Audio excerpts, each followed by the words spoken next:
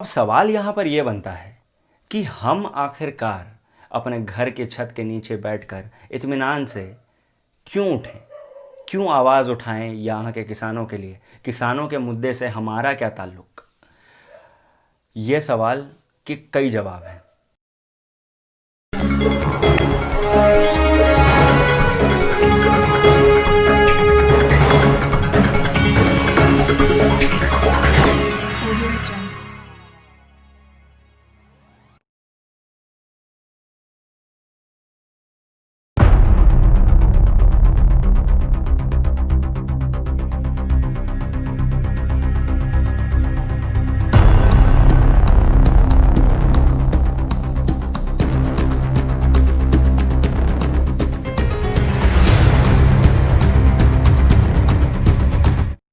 नमस्कार।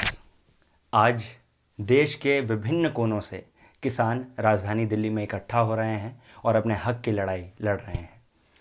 आज से 2-2.5 महीने पहले की अगर आप बात गौर करें तो ये ज़रूर दिखता है कि केवल पंजाब और हरियाणा के ही किसान ऐसे थे जो आंदोलन करते नज़र आ रहे थे। इसके अलग अलग कारण बताए जा रहे थे, उन पे ध्यान नहीं देकर अगर आप अभी के सिचुएशन पे ध्यान दें तो आप देख सकेंगे कि ऐसा नहीं है।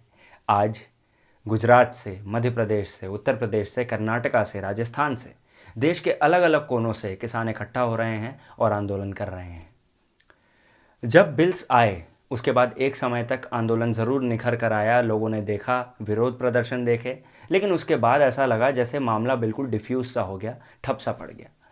इसमें सच्चाई कितनी है, अगर आप इस बात की तह में जाएंगे तो ये जान सकेंगे कि आंदोलन कभी रुका ही नहीं था। लगातार कभी रेल रोको आंदोलन के ज़रिए, कभी सड़क पर प्रोटेस्ट के ज़रिए, कभी सेंटर को अपील करके, कभी राज्य सरकार से बात करके, किसी न किसी प्रकार से यह आंदोलन जारी ज़रूर था। लेकिन जब दिखा कि इन सब से कोई फ़ायदा नहीं हो रहा है तो ये निर्णय लिया गया कि दिल्ली चलो आंदोलन का फैसला किया जाए, उसका आयोजन किया जाए और 3-4 महीने की, 6 महीने तक की तैयारी कर किसान निकले। और आज आपको जो दिख रहा है वो है स्थिति की गंभीरता तय करने वाला आज के डेट में मीडिया है। अब मीडिया की ऑब्जेक्टिविटी, मीडिया का कंजम्पशन हमारा जैसा होगा उस हिसाब से तय होगा कि माहौल में गर्मा गर्मी कितनी है और माहौल में गंभीरता कितनी है। अब जब तक किसानों पर वाटर कैनन नहीं चले, जब तक उनके लिए बैरिकेड्स नहीं लगाए गए, जब तक लाठीचार्ज नहीं हुए, जब तक स्लोगन्स पे तमाम तरह की बातचीत नहीं हुई, तब तक मीडिया की ओर से किसी भी तरह की पहल नहीं की गई। आज भी पूरी तरह से नहीं की जा रही है। लेकिन जब ये सब हुआ तब उनका आकर्षण गया किसानों के ऊपर, जिसके बाद हम लोगों को लगा कि हाँ, किसानों का भी आंदोलन वापस से शुरू हो गया है। इस देश में हर आंदोलन, चाहे वो कोई भी आंदोलन हो, किसी न किसी कारणवश डिफ्यूज़ हो ही जाता है, शुरू होने से पहले ही ख़त्म सा हो जाता है।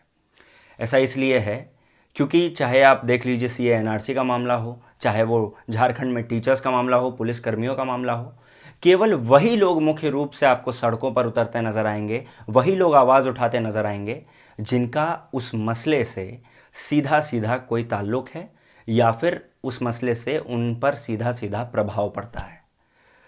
जब तक टुकड़ों में आंदोलन होते रहेंगे तब तक सिस्टम का राज होगा, तब तक एस्टैब्लिशमेंट का राज होगा और तब तक मसले का हल नहीं निकल पाएगा, ये बात तय है। लेकिन किसानों का मुद्दा एक ऐसा मुद्दा जिसे न तो किसी धर्म जाति विशेष से जोड़ा जा सकता है, न ही किसी प्रकार के व्यवसाय से जोड़ा जा सकता है। अब यहाँ पर राजनीतिक तू-तू मैं ज़रूर हो सकती है, जो हो भी रही है। आप चाहें तो लगातार टीवी खोलकर डिबेट्स पर प्रवक्ताओं के बीच की तू-तू मैं सुन सकते हैं, लड़ाई झगड़े सुन सकते हैं या फिर राजनेताओं के बयान सुन सकते हैं। लेकिन ये तय आपको करना है कि आप किस पर गौर करना चाहते हैं, क्या देखना चाहते हैं, क्या समझना चाहते हैं। अब सवाल यहाँ पर यह बनता है कि हम आखिरकार अपने घर के छत के नीचे बैठकर इत्मीनान से क्यों उठें, क्यों आवाज़ उठाएं यहाँ के किसानों के लिए, किसानों के मुद्दे से हमारा क्या ताल्लुक। ये सवाल के कई जवाब हैं।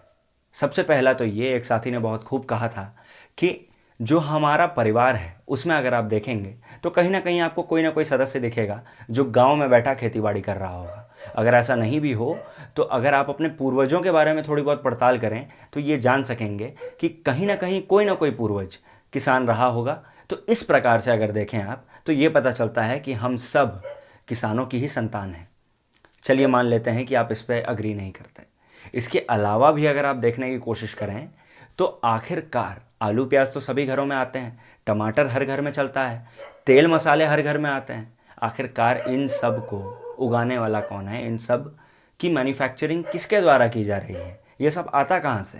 किसानों से ही आता है और इसका उत्पादन हम सभी करते हैं, चाहे हम समाज के किसी भी वर्ग, किसी भी श्रेणी से आते हों। अब अगर आप अपने घर के लिए सब्जी खरीदते हैं, आलू प्याज खरीदते हैं, तो आप देख पा रहे होंगे कि आज इनके दाम आसमान छू रहे हैं। अगर नहीं भी खरीदते तो जो खरीदता है उससे इस बारे में ज़रूर पूछें। आलू आज 40 से 50 रुपये किलो और प्याज 60 से 70 रुपये किलो बिक रहा है, कम से कम झारखंड में। देखिए, ये बात तय है कि जब ये कॉरपोरेट्स के हाथ में चली जाएगी तो आलू प्याज जैसी सब्जियां नहीं, शेयर्स बन जाएगी। इससे मेरा तात्पर्य ये है कि उनके पास एक तो इस बात का नियंत्रण होगा एसेंशियल कमोडिटीज़ एक्ट के तहत कि वो जितनी स्टोरेज करना चाहें उतनी कर सकेंगे, जिस समय जितना सप्लाई करना चाहें उतना कर सकेंगे, जिसका नियंत्रण अब तक सरकार के हाथों में था। इससे होगा ये कि जब भी डिमांड ज़्यादा होगी, जब भी प्राइस जो है किसी भी पदार्थ की वो ऊपर जाएगी, तब वो उस सामान को मार्केट में ज़्यादा उतारेंगे, ज़्यादा से ज़्यादा कोशिश करेंगे कि एक्सपोर्ट हो जाए। इससे फ़ायदा ये होगा कि जीडीपी तो बहुत ऊपर जाएगी, हमारी जीडीपी बढ़ती नज़र आएगी, लेकिन अमीर गरीब का फ़र्क जो है वो बढ़ जाएगा। कहने का मतलब ये कि जिस प्रकार से आज पनीर एक तरह से एक लग्जरी सब्ज़ी हो गई है, उसी तरह से आलू प्याज का भी सेवन लोगों को उसी प्रकार करना होगा। अब आपके मन में एक सवाल ज़रूर उठता होगा कि आखिरकार किसानों का विरोध करके, किसानों की बात नहीं सुन के सरकार को क्या फ़ायदा हो रहा है? सरकार को कई प्रकार से फ़ायदे हो रहे हैं। सबसे पहली बात तो ये कि सरकार पूरी तरह से जिम्मेदारी मुक्त हो जाएगी, लायबिलिटी कम हो जाएगी सरकार की। वो कुछ इस तरह से, पहली बात, अगर आप देखें, अगर फॉरेन इन्वेस्टमेंट होगी या फिर किसी प्रकार से एक्सपोर्ट ज़्यादा होगा मटेरियल, तो उससे फ़ायदा यही है कि जीडीपी हमारी धनाधन भागेगी। दूसरी बात, अगर आज के डेट में किसी भी प्रकार की स्टोरेज की प्रक्रिया होती है तो उन खाद्य पदार्थों की, उन सब्जियों की storage food corporation of India पहले तो 22% तक कर लेती है। उसके बाद जो भी बचता है उसका खर्च स्टेट उठाता है किसानों के लिए। लेकिन एक बार कॉरपोरेट्स के हाथों में ये चला गया, कॉरपोरेट्स को अनुमति मिल गई कि वो चाहे जितना माल रखना चाहें, जितना स्टोर करना चाहें, जितना सप्लाई करना चाहें वो कर सकें, तो इस पर पूरी तरह से नियंत्रण उनका होगा और सरकार स्टोरेज के खर्च से पूरी तरह से बच जाएगी। एक बात जिस पे लगातार बहस होती है, इसके दो हिस्से हैं। सबसे पहला तो ये कि मंडी सिस्टम में लगातार किसानों को तकलीफ होती है। दूसरी ये कि एमएसपी पे जिन लोगों को मिल भी रहा है वो भी लड़ रहे हैं। यहाँ पे एक बात मैं स्पष्ट कर देता हूँ आपको एक उदाहरण देकर। मंडी सिस्टम घातक है या नहीं ये तो इससे पता चल जाएगा जहाँ पे इस वक्त मंडी है और जहाँ पर नहीं है उसका कंपैरिजन करें तो। आज पंजाब में मंडी है, हरियाणा में मंडी है, यहाँ के किसानों की जो औसत यानी कि एवरेज इनकम है वो तकरीबन 18,000 रुपये है। यही चीज़ आ जाते हैं बिहार में।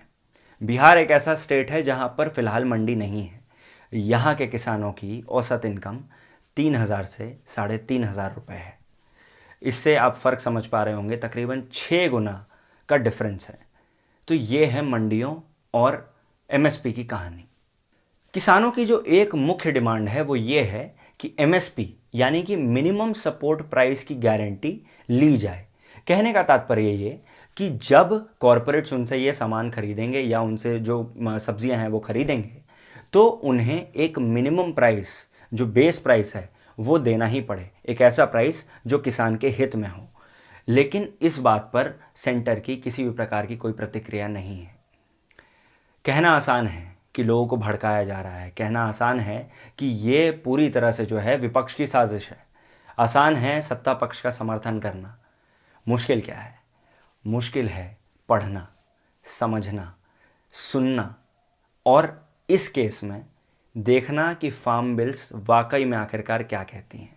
अब अगर आप किसी की टिप्पणी सुनेंगे इंक्लूडिंग माइन तो शायद ये पूरी तरह से समझना है, लेकिन अगर आप खुद से जाकर थोड़ी मेहनत कर बिल्स को स्वयं पढ़ेंगे तो ये समझ पाएंगे कि ये प्रॉब्लमेटिक क्यों है और आज किसान सड़क पे क्यों है। हम सबका साथ आना बहुत ज़रूरी, हम सबका किसानों का समर्थन करना बहुत ज़रूरी। उम्मीद करता हूँ कि आप समझ पाए होंगे। स्वतंत्र पत्रकारिता का समर्थन करें। धन्यवाद।